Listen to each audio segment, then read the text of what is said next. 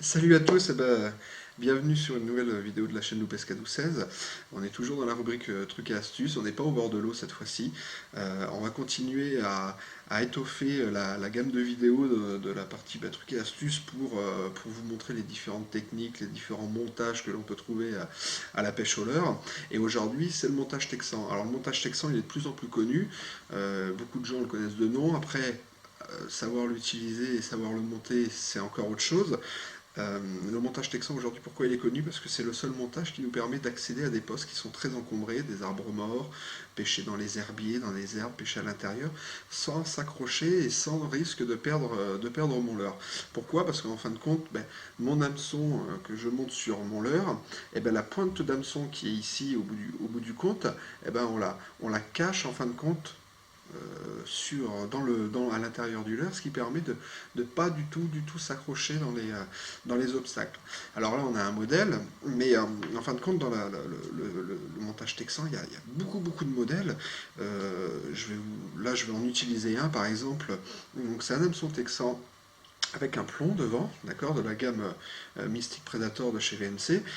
Pourquoi le plomb est devant? Parce qu'en fin de compte, c'est comme une tête plombée, d'accord? Mais au lieu d'avoir un hameçon simple et qui ressort, j'ai mon hameçon texan derrière. Donc là, c'est un hameçon texan standard, on va dire. Je vais le monter sur un leurre souple, toujours sur un leurre souple. Alors attention au leurre souple, il est important que le leurre souple soit assez vide en fait à l'intérieur, comme on peut le voir ici, et puis ouvert sur le dessus, ce qui va permettre une meilleure, quand je vais monter mon montage, une meilleure sortie, dégagement de ma pointe d'hameçon pour ferrer mon poisson, ce qui est assez important. Je ne vais pas pouvoir utiliser tous les types de leurre souple. Alors là, sur celui-là, les Super U Shad de chez Storm, on n'est pas embêté avec ça. Donc pour le monter, c'est assez simple. En fin de compte, je vais regarder la longueur qu'il y a du début de mon hameçon jusqu'à la partie où il y a mon premier coude qui va arriver. Donc il y a une longueur qui est comme ça. Je vais piquer mon leurre souple sur à peu près la même longueur, d'accord, que mon hameçon. Donc là, je peux bien voir. Tac. Donc je le fais monter mon leurre sur le devant de mon hameçon et je vais faire tourner, pivoter mon hameçon pour que, tac, mon leurre souple puisse tomber dans la partie haute où j'avais mesuré tout à l'heure, la tête de mon leurre souple soit en haut de mon hameçon. Et bien là, simplement, ce que je vais faire, c'est que je vais mettre mon hameçon devant, sans le brider, sans brider mon leurre, et je vais regarder naturellement à quelle distance, à quel endroit sort mon hameçon sans le brider. Donc ici, donc je mets mon pouce, mon doigt devant, et je vais repiquer, tac, mon leurre souple, ma pointe d'hameçon, et le faire ressortir de l'autre côté au même endroit. D'accord? Là, je vois bien que mon leurre, il est bien libre, il n'est pas trop bridé vers l'avant, trop tendu vers l'arrière. Et ce que je vais faire pour vraiment que mon montage texan ne se pique pas, je vais reprendre ma pointe d'hameçon et je vais la piquer juste à l'intérieur de mon leurre. Piquer la pointe de l'hameçon simplement dans la matière du leurre souple, ce qui va me permettre de ne pas pouvoir m'accrocher. Voilà mon montage texan. Donc ça, c'est un montage avec un plomb devant, d'accord? Ce qui va me permettre de l'animer comme un leurre souple avec une tête plombée. Donc ça, c'est très intéressant en dandine. Mais j'ai d'autres modèles différents, par exemple, avec une plombée qui, au lieu d'être devant, ici, se situe au milieu, aux trois quarts devant de mon leurre, hein, d'accord? Mon leurre va se positionner comme ça, d'accord? Donc ça va être des montages qui vont, quand je vais arrêter mon animation, ça va faire descendre mon leurre, mais d'une façon plus planante. Tout à l'heure, mon plomb était vertical, je faisais descendre mon leurre comme ça, donc pour une dandine, c'est très bien. Par contre, si je veux pêcher en linéaire au milieu des arbres et des herbiers, je vais utiliser aussi des montages comme ça, et ça va me donner un effet beaucoup plus planant, et mon leurre va descendre tout doucement comme ça. Alors là, je ne vais pas pouvoir le monter comme tout à l'heure en le piquant et tout, parce que devant, je vois bien qu'il y a un système de tire-bouchon. D'accord? Ça, c'est un tout petit tire-bouchon. Alors, mon tire-bouchon, ça, on connaît bien. Donc, ce que je vais faire, c'est que je vais prendre mon tire-bouchon et je vais visser la tête de mon leurre simplement. Tac, dessus. Là, je le fais tourner, hein, comme une bouteille de vin rouge qu'on peut débouchonner, d'accord? Puis là, je vois bien, tac, mon leurre, il est bien pris, il tourne et je peux tirer dessus, il s'en va pas. Et je vais refaire le même positionnement que tout à l'heure, c'est-à-dire que je vais mettre mon hameçon sans le brider sur mon leurre. Je mets mon doigt ici à l'intersection pour savoir où est-ce que hameçon va ressortir naturellement. Et je vais repiquer à cet endroit-là, tac, et faire ressortir. Alors il faut toujours essayer, petite astuce, toujours essayer de le piquer bien droit, d'accord, tac, voilà, simplement. Et puis repiquer toujours ma pointe d'hameçon sur le dessus du leurre, comme ici.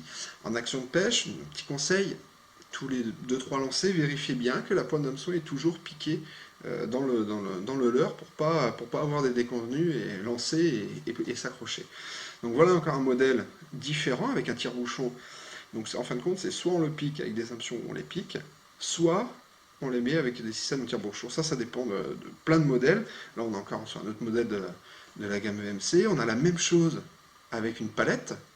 D'accord? Donc ça, c'est très pratique pour faire des pêches en linéaire au milieu des roseaux, des herbiers, des nénuphars, des choses comme ça. Avec une palette, ça rajoute toujours un petit flash lumineux, c'est différent. Voilà, c'est encore un autre modèle. Et toujours dans la même stratégie, ben, je peux avoir des hameçons, la même chose avec le tire-bouchon, mais sans plomb.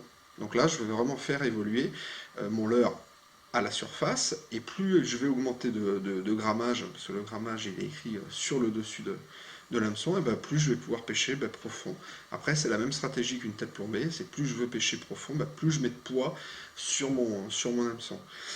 Et après, l'animation que je veux lui donner. Si je veux une animation verticale comme une tête plombée, je vais plus utiliser des modèles comme ça qui sont avec des poids qui sont sur le devant de l'hameçon.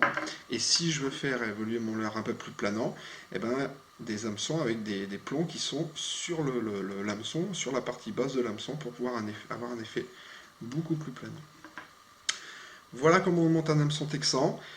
Normalement, avec ça, vous êtes paré pour pouvoir accéder au poste encombré et pouvoir aller débusquer les carnassiers ou en fin de compte un poisson nageur, une tête plombée, des choses comme ça peuvent pas aller.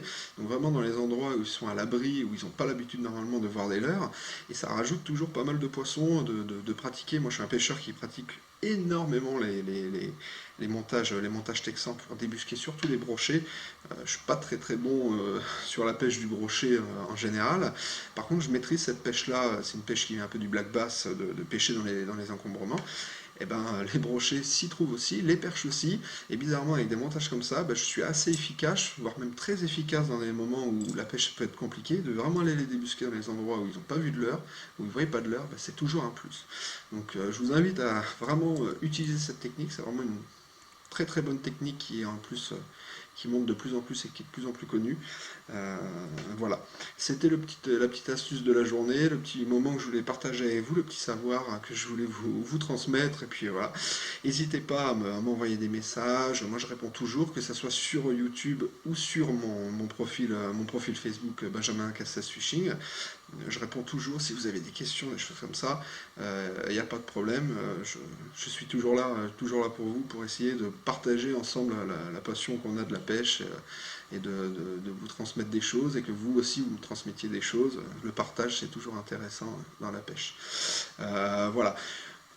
Je vous invite à regarder la prochaine vidéo et à regarder toute la chaîne YouTube avec toutes les vidéos qu'il y a dessus, avec toutes les astuces et toutes les actions de pêche.